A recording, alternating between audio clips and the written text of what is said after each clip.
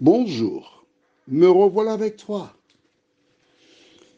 Nous avons vu hier comment Dieu demanda à Abraham de laisser son pays, sa patrie, sa famille, tout pour une terre étrangère qu'il lui donne en héritage. La race humaine, nous sommes sur cette terre des passagers. Car tel que nous connaissons cette terre, c'est parce que Dieu avait prévu. Le péché ayant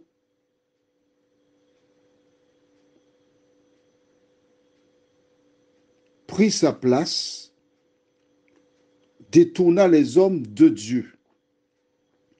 Mais l'Éternel a prévu de restaurer cette terre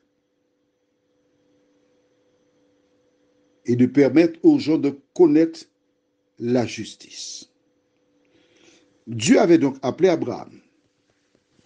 Et nous allons lire tout à l'heure dans Genèse 22, versets 1 et 2, ce que Dieu lui demande. Mais avant cela, prions. Notre Seigneur et notre Dieu, nous sommes heureux de continuer de découvrir la parole. Merci, cet esprit, de nous diriger, de nous conduire, de nous fortifier. Nous t'avons prié au nom de Jésus pour ta gloire éternelle. Amen. Nous avons vu que Dieu avait demandé à Abraham de partir pour une terre étrangère. Il a obéi. Dieu fera maintenant une nouvelle demande. Nous lisons Genèse 22, versets 1 et 2. Après ces choses, Dieu mit Abraham à l'épreuve et lui dit, Abraham, et il répondit, me voici. Dieu dit, prends ton fils, ton unique, celui que tu aimes, Isaac, va-t'en au pays de Morija et la offre en holocauste sur l'une des montagnes que je te dirai. Offre-le sur l'une des montagnes que je te dirai. Tu notes qu'il lui dit ton unique. Mais est-ce le seul enfant d'Abraham? Dis-moi. 5 secondes, c'est parti. 1, 2, 3, 4, 5. Était-ce le seul fils d'Abraham, Isaac? Tu as trouvé la réponse?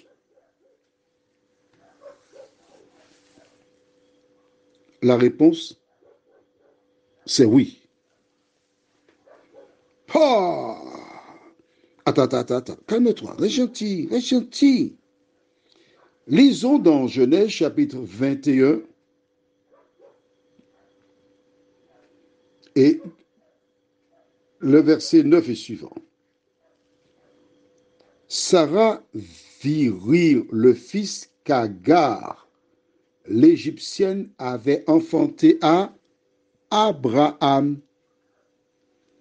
Et elle dit à Abraham, chasse cette servante et son fils, car le fils de cette servante n'héritera pas avec mon fils, avec Isaac. Abraham a fait un enfant avec Agar, un fils qu'on appelle Ismaël. On est bien d'accord? D'accord. Et Sarah, la femme d'Abraham, a fait un fils avec Abraham qui s'appelle Isaac. On est d'accord? Alors, 1 plus 1 font combien? 2. Pourtant, retournons dans Genèse 22. Après ces choses, Dieu mit Abraham à l'épreuve et lui dit, Abraham, et il répondit, me voici. Dieu dit, prends ton fils, ton unique,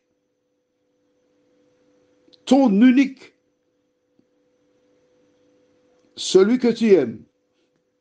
Et il dit, Isaac, va-t'en au pays de Morija, et là offre-le en holocauste sur l'une des montagnes que je te dirai. Pourquoi Dieu dit-il ton unique? Alors que nous avons lu précédemment qu'Abraham a eu Ismaël, puis Isaac, ça fait 2. Dis-moi pourquoi. 5 secondes. 1, 2, 3, 4, 5. Alors, tu as la réponse? Je la donne et tu verras. Je répète, pour certains, j'informe d'autres qu'en accordant les 5 secondes, c'est pour que tu réfléchisses toi, que tu cherches et que tu trouves des réponses, car c'est ainsi que tu peux mieux comprendre la parole. Pourquoi Ismaël ne compte pas pour Dieu? Dieu avait dit à Abraham, qui était âgé, tu auras un fils. L'âge montait. Sarah, qui était âgée, a dit, ah non, je suis déjà vieille, je n'ai pas de désir. Je vais chercher, on va faire un raccourci. Hein. Au lieu que je fasse un enfant, c'est pas possible ça. Elle a douté. Elle a douté. Elle n'a pas cru. C'est l'arme du diable. Il y avait une belle jeune égyptienne qui se prénomme Agar. Pourquoi je dis belle? Je ne l'ai pas vue? Arrête. Tu penses bien que Abraham étant riche et on voudrait qu'il ait un enfant, qu'on ne chercherait pas une femme laide pour faire un enfant pour le mettre. C'est pas possible ça. Mais non, ça n'a pas de sens. Une femme qui a une certaine éducation, qui a un beau sourire, qui est bien faite, qui est respectueuse, qui a toutes les qualités. Une servante de Sarah, donc qui est sous la domination de Sarah. Et cette dernière dit, va faire un enfant avec Agar, puisque moi je ne peux pas faire un enfant. Dieu a dit que je ferai un enfant, mais je ne crois pas ça. C'est pas possible. Je suis trop âgé. Va faire un enfant avec Agar. Ouh là là, la bonne aubaine. Ma femme me dit d'aller vers la servante pour faire zizi pampan. Maman, je vais même pour faire un enfant. Et lorsque Sarah explique cela à Agar, oh, quel honneur de recevoir mon maître. Si je faisais des jumeaux, des triplés, ce serait bien. Comme ça, je me serais assuré d'une vie paisible, car comment pourrait-on imposer à la mère des enfants du maître un travail d'esclave? Et lorsqu'Abraham vient vers elle, elle veut s'assurer qu'il n'ira vers personne d'autre et elle se montre fort performante. Mais c'est un seul qui naît, un garçon, Ismaël. Ça, c'est le plan du diable qu'il inspira à Sarah. À l'époque, qui devint Sarah. Ce n'était pas le plan de Dieu. Ismaël ne compte pas pour Dieu parce qu'il n'est pas dans le plan de Dieu. Il existe. Dieu fera de lui une grande nation. C'est un être humain. Mais il n'est pas dans le plan de Dieu. Voici pourquoi il dit, tu prendras ton unique. Est-ce que c'est clair pour toi? Si tu as des questions, tu as mes coordonnées téléphoniques. Tu m'envoies un petit WhatsApp. Prions. Seigneur notre Dieu, merci pour la parole. Mais tout en ayant expliqué pourquoi Isaac est l'unique, ceux qui ont enfanté avec des femmes hors mariage ont le devoir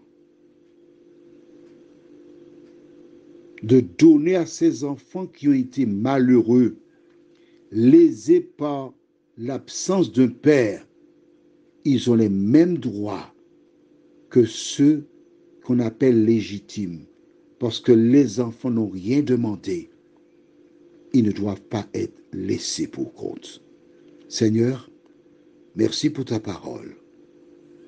Nous avons découvert l'ordre que tu as donné à Abraham. Tu vas nous aider, Seigneur,